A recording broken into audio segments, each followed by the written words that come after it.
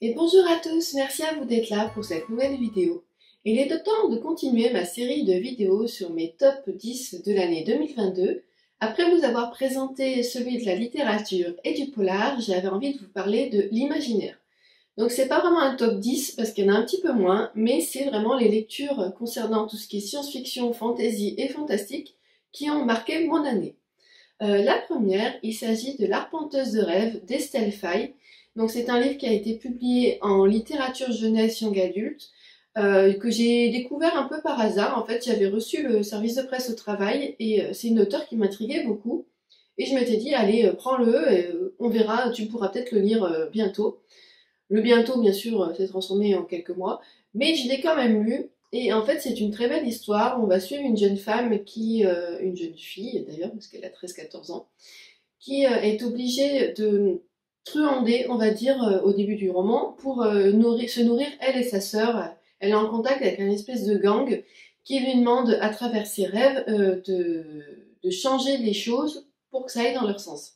Parce qu'en fait, le personnage principal est une jeune femme qui a le pouvoir d'arpenter les rêves. Donc elle peut aller dans les rêves et dialoguer avec les gens, elle peut leur voler des objets, qu'elle garde quand même un petit moment en main après avoir effectué le vol. Et pour des truands, c'est une très bonne qualité. Et après, donc ça c'est le premier chapitre. Dans la suite, on la retrouve, donc elle est seule, elle vit dans une maison, elle est seule dans le sens où elle est plus avec sa sœur, elle vit dans une maison avec d'autres personnes. Et en fait, une espèce de brume assez étrange est en train de frapper la ville où elle vit. Et on se rend compte que cette brume est très poisseuse et qu'elle semble contaminer la végétation qu'il y a dans la ville. Donc, de par cet aspect-là, c'est vrai qu'on s'approche beaucoup de tout ce qui est écologie, de destruction de la nature.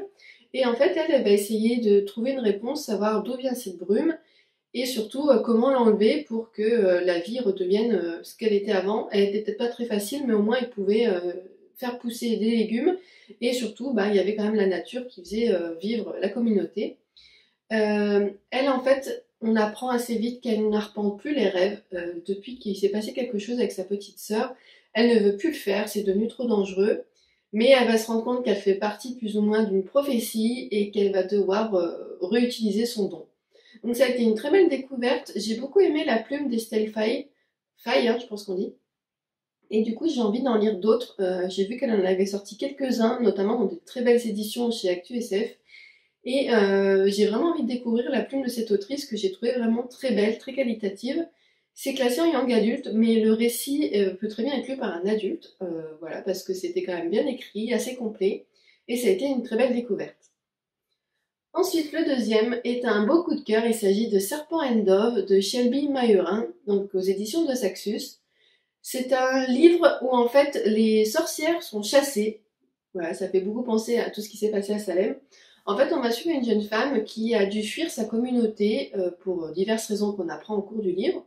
Et donc elle vit un peu, elle, de larcin, un peu, c'est pas une truande parce qu'elle est quand même beaucoup plus gentille que ceux du précédent roman. Mais voilà, elle fait des petits larcins et tout pour essayer de survivre. Et elle cache surtout sa nature de sorcière pour éviter de finir sur le bûcher. Et un jour, sa route va rencontrer celle d'un chasseur qui s'appelle Red. Et par un concours de circonstances, ils vont devoir se marier. Mais en fait, lui, il l'épouse sans savoir que c'est une sorcière. Donc elle sait que c'est un chasseur. Et ils sont quand même ennemis jurés, parce que le chasseur est amené à tuer la sorcière. Et ils vont donc, l'histoire commence comme ça, donc avec cette espèce d'ennemi to lovers. Et à côté de ça, on va suivre aussi l'inquisition autour des sorcières et la montée en puissance d'une autre sorcière qui menace la vie de la jeune fille et de la communauté. La fin nous laisse sur un beau cliffhanger. Je suis très contente d'avoir le tome 2 en ma possession, qui est sorti au mois d'octobre. Il devait sortir plus tôt, mais de Saxus avait pas mal de décalage de parution. Mais je pense le lire bientôt. En fait, je pense qu'en janvier, il y a quelques deux Saxus que j'aimerais lire. Il y a donc celui-ci. Il y a la suite aussi des Saisons de la Tempête, qui est la saison du chaos, parce que j'avais beaucoup aimé les Saisons de la Tempête. Donc voilà, j'ai plein de belles lectures fantasy imaginaires en vue, et c'est vrai que Serpent and Dove a vraiment été un très très beau coup de cœur. Après, moi, ce qui me fait un peu peur, c'est que des personnes avaient lu la suite en anglais, et j'ai pas eu des super bons échos de cette suite, donc j'espère que je ne serai pas déçue. Ensuite, un petit classique pour ce troisième livre, il s'agit d'Harry Potter et la Coupe de Feu. Donc depuis à peu près 2 ans, j'ai décidé de relire la saga Harry Potter que j'ai lue il y a pratiquement 20 ans. Et ben cette année j'ai lu que celui-ci. J'avais prévu de lire le tome 5 que j'ai toujours pas sorti de ma pile à lire, que j'aimerais bien lire fin septembre parce que c'est vrai que Harry Potter j'aime beaucoup cette ambiance à Noël. Donc à voir, peut-être qu'après toutes les romances de Noël que j'aurais lues, j'aurais envie d'un peu d'Harry Potter. Et donc j'ai beaucoup aimé la lecture de ce tome 4. Il est quand même beaucoup plus épais que les 3 premiers. Et je trouve que c'est là où on commence à passer un tournant où en fait Harry est vraiment acteur de son destin et il est vraiment confronté à la mort. Voilà, avec une des premières grosses morts qui frappe l'univers d'Harry Potter avec un des personnages. Je vous le citerai pas parce qu'on sait jamais, peut-être des personnes ne savent pas qui c'est et veulent le savoir en découvrant par eux-mêmes, même si voilà, c'est assez connu avec les films et tout. Mais voilà, j'ai beaucoup aimé ce tome 4 et j'ai hâte de lire le tome 5 parce que voilà, Harry Potter quoi. Ensuite, il s'agit du tome 3 d'une saga, La Reine sans royaume de Holly Black, donc qui fait partie de la trilogie Le Prince Cruel. Donc il y avait le tome 1, Le Prince Cruel, le tome 2, le roi maléfique et le tome 3, la reine sans royaume. Je vais y arriver, pardon. Donc c'est une trilogie que j'ai lue sur 1 an. J'ai commencé l'année dernière, mais en tout j'ai mis 1 an pour la lire. Où on suit un prince, le prince Cardan, qui est insupportable, qui est imbouffable, on va pas se mentir, qui en fait voir de toutes les couleurs à une jeune fille, je crois qu'elle s'appelle Faye, je sais plus comment elle s'appelle, je vous mettrai son prénom là, parce que je l'ai lu il y a un petit moment. Et en fait, il lui en fait voir de toutes les couleurs parce qu'elle, c'est une jeune humaine. Lui, c'est un faé, donc c'est une sorte d'elfe. Il a des pouvoirs, il a une force vitale. Ouais, les faés vivent très vieux. Pour qu'ils meurent, il faut les achever, en fait. Et ben, il en fait voir toutes les couleurs à cette jeune fille. Et dans le 3e tome, on les retrouve pas confrontés l'un à l'autre, mais où elle doit prendre plus ou moins sa place pour sauver le royaume. Ça a été une très bonne fin de saga, j'ai beaucoup aimé, je crois que c'est mon tome même préféré de cette trilogie. Il y a à l'heure actuelle l'histoire du prince Cardan qui est sortie, je pense que je vais l'emprunter pour le lire parce que j'ai envie de voir ce que ça donne. C'est un très bel ouvrage avec de belles illustrations d'ailleurs. Et voilà, ça a été une très belle découverte. Apparemment, d'après ce que j'ai compris, Holly Black sortirait une nouvelle saga chez Saxus l'année prochaine. Je vais bien sûr la lire parce que, au moins lire le premier, parce que j'ai beaucoup aimé sa plume et son univers. Donc voilà, ça a été une très belle découverte. Ensuite, c'est aussi chez De Saxus, donc là je vais vous parler d'une saga qui a pour l'instant 2 tomes. Il s'agit du Feu et la Cendre et d'un Royaume de fer et de chair et de feu de Jennifer L. Armentrout. Donc c'est une saga que j'ai découverte également cette année, que j'ai lue en lecture commune avec mes copines Manon, Pamela et Lucie.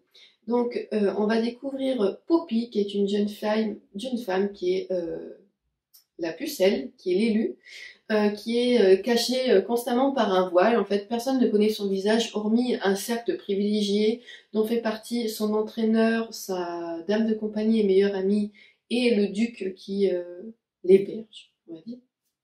Et en fait, un jour, Hank, on va dire, entre dans sa vie, il devient son garde du corps, et à partir de là, tout ce qu'elle connaît, tout ce qu'elle sait va exploser. Elle va se découvrir des capacités particulières, elle va découvrir surtout qu'on lui a menti tout au long de sa vie. Et voilà, j'en dirai pas plus. Il y a quand même une grosse part de romance. Il y a parfois, même souvent, des scènes épicées qui sont pas tout le temps justifiées. Je pense notamment dans le tome 2 à une scène dans un carrosse. Tu dis ouais, ok, c'était peut-être pas le bon moment. Voilà. Mais sinon, voilà, j'ai bien aimé. Après, je sais que j'ai des amis qui n'ont pas aimé le côté hyper sexualisé. Il y a aussi des problèmes de consentement, on va pas se mentir. Mais moi, j'ai fait abstraction parce que c'est de la fantaisie, du fantastique, donc c'est un univers imaginaire. J'avoue que ça se serait passé dans un univers ancré dans le réel de nos jours. Ça m'aurait vraiment gêné, mais là, c'est clairement du fantastique, de l'imaginaire, donc j'arrive à m'en détacher. Et je pense que je dirai les suites parce qu'en fait l'auteur aime bien nous laisser sur des cliffhangers un peu, voilà, un peu puissants on va dire à la fin de ses tomes. Et si je me trompe pas, c'est une quadrilogie, donc il manque 2 tomes que je me ferai un plaisir de lire. Et enfin, le dernier est un livre un peu qui sort un peu de tout ce dont je viens de vous parler. Il s'agit de Plume et de Flamme de Livia Blackburn, qui est une réécriture de la suite de Mulan, du premier dessin animé de Mulan, parce qu'il y a eu un deuxième dessin animé, qui est complètement différent de ce roman-là. Ensuite, on retrouve Mulan qui est retournée dans son village et qui entraîne une milice de femmes pour se défendre le village, pour être vraiment actrice de leur destin. Et un jour, elle va recevoir une lettre de l'empereur qui lui demande de se présenter au domaine impérial. Et en fait, on l'apprend dans la 4e couverture, il veut qu'elle devienne sa successeur, oui, son héritière, et qu'elle prenne la tête du royaume. Et en fait, elle va devoir se confronter plus vite qu'elle ne le pensait à ce rôle, parce que l'empereur va décéder assez vite.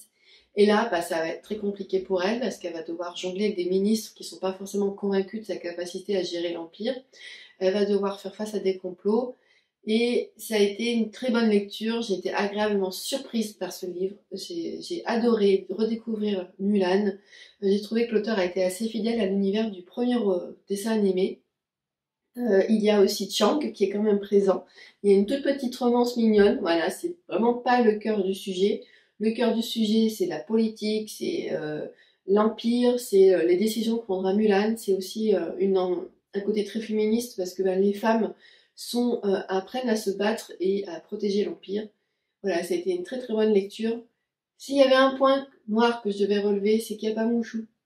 Voilà, on nous en parle pas du tout de petit Mouchou. Il n'y a pas Criquet Vénard non plus.